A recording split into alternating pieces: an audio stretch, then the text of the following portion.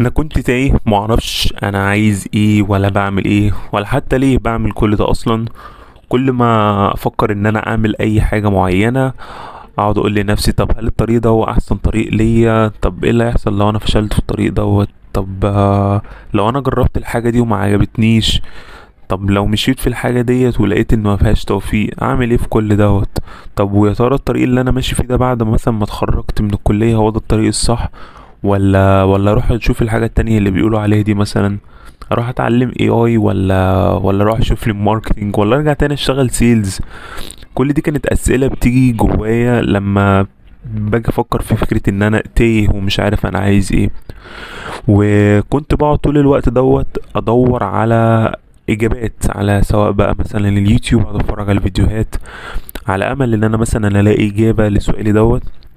لكن اللي اكتشفته في الاخر ان مش هتلاقي اجابة على اليوتيوب للأسف، او في اي مكان عامة عن السؤال دوت، لان الاجابة في البداية اصلا موجودة عندك.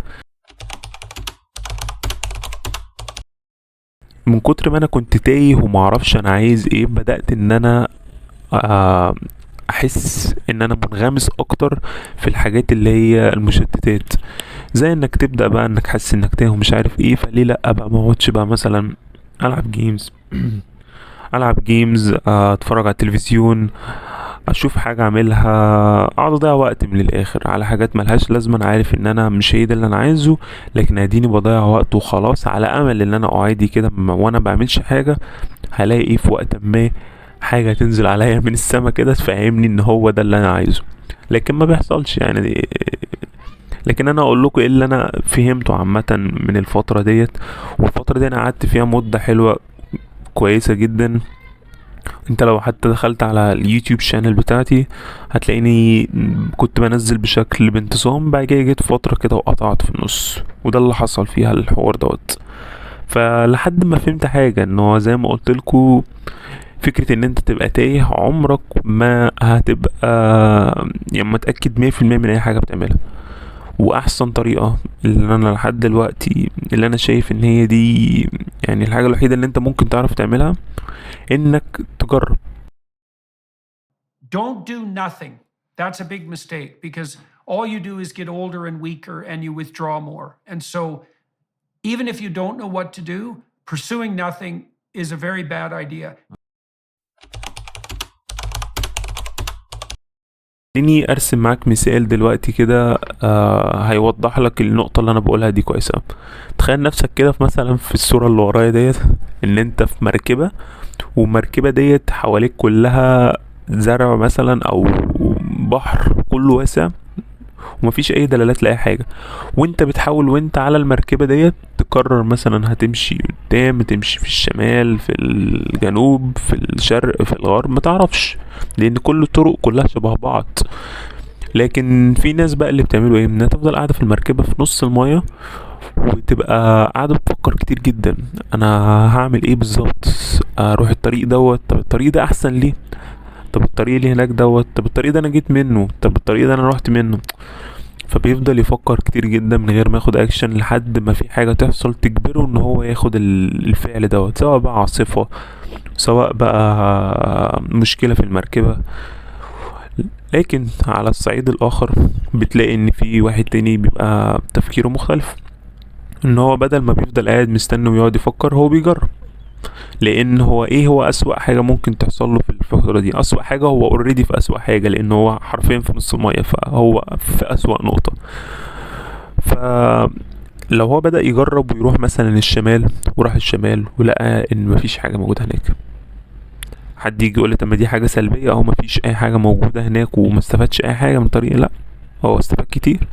هو على الاقل دلوقتي بدل ما هو كان بيبص على 4 جهات، شمال جنوب شرق وغرب، دلوقتي بقى عنده 3 جهات بس. لا، وكمان بقى عنده الخبرة ان هو راح الطريق ده فعرف يمشي فيه ازاي، فيرجع منه ازاي، وهكذا، فيعرف يطبق على اللي بعده ويفهم منه. واللي نفهمه من النقطة ديت، ان هو في وقت ما هو هيوصل للي هو عايزه، وان هو يوصل للنقطة اللي هو عايزها، لكن عمره ما هيوصل من النقطة اللي هو عايزها دي غير لما يجرب يشوف النقطة دي راحت حصلت ازاي، والنقطة دي حصل فيها ايه، اتعلمت ايه من النقطة دي، النقطة دي ايه الدروس اللي انا عرفت اخدها منها، وبس. وهنا لما انا بحكي عن القصة دي طبعا انا مش قصدي ولا مركبة ولا مية، لكن انت اعتقد لو انت شايف الفيديو دوت ان الرسالة وصلت، انك لو تايه. الغلط اللي انا عملته ان انا كنت بقعد مستني ان هو الحل ينزل عليا من السما مثلا، لكن هو مش هينزل ولا حاجة زي دي عمرها هتحصل. وحاجة كمان من الحاجات اللي ساعدتني ان انا افهم بيها ايه اللي انا عايزه، هو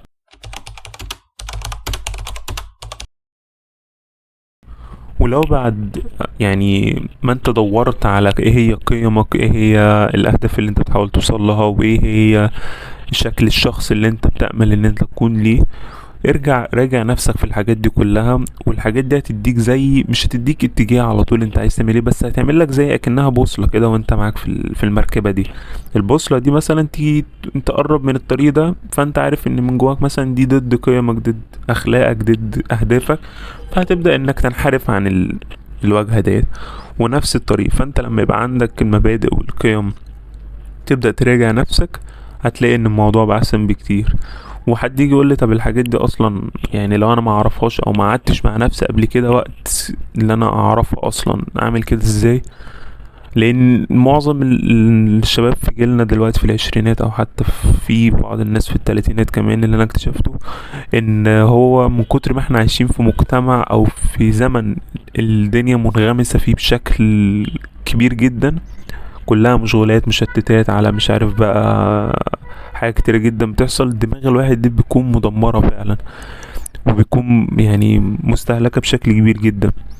فالفكرة انك انت تبدأ تقعد مع نفسك في وقت اكتر، يعني لانك في ناس كتير اصلا ما تفهمش نفسها، يعني هي ما تعرفش هي بتحب ايه وما بتحبش ايه، وده حاجة ما يعني انا كمان نفسي ما اعرفش انا كل حاجة بحبها عن نفسي ايه، ولا ايه الحاجات اللي بكرهها كلها.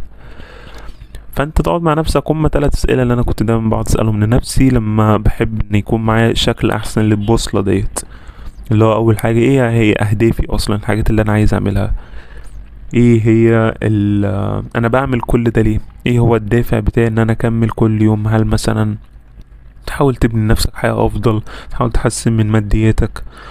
واخر سؤال اللي كنت دايما بسأله ان هو ايه هو شكل الشخص مثلا في سن ال30 مثلا اللي انا نفسي اكون شكلي عامل زيه، ما صفاته، الشغل اللي بيشتغله، الحاجات كلها اللي هو بيعملها، وببدأ ان انا اركز ان انا اعمل نفس الحاجات اللي توصلني لنفس الشخصية ديت، والاهداف طبعا وكل الكلام ده. فدي بتبقى البوصلة بتاعتي وبس. ده بشكل عام اللي انا كنت بعمله. ده طبعا ممكن بعد كل اللي انت سمعته ده في ناس ممكن ما تكونش برضه حست ان هو خلاص انا عرفت اجابتي، وعمرك ما هتعرف، لانك لازم تشيل العقلية دي من دماغك انك انت هيكون في وقت وهتعرف فيه الحاجة دي. لا، انت لازم تجرب، ومع الوقت ربنا يفتح لك ابواب تعرفك ايه اللي انت عايزه بالظبط. فبعد كل ده كمان لو حسيت انك انت برضه تايه مش عارف تعمل ايه، على الأقل اصحى كل يوم حسن من حياتك من أي شكل بقى 1%، سواء بقى انك انت تحسن من نفسك بدنيا ذهنيا، تعرف معلومة جديدة 1%. بس مش هقول لك يا عم اعمل الدنيا وكسر الدنيا زي الفيديوهات اللي انت بتشوفها، لكن على الأقل اصحى كل يوم اعمل حاجة جديدة. بس عجبك الفيديو، بعمل محتوى عن تنمية الذات، ازاي تجيب فلوس اونلاين، وكمان بعمل محتوى عن كل الحاجات اللي انا بجربها بشكل عملي ان انا بعملها على ارض الواقع يعني. بس سلام.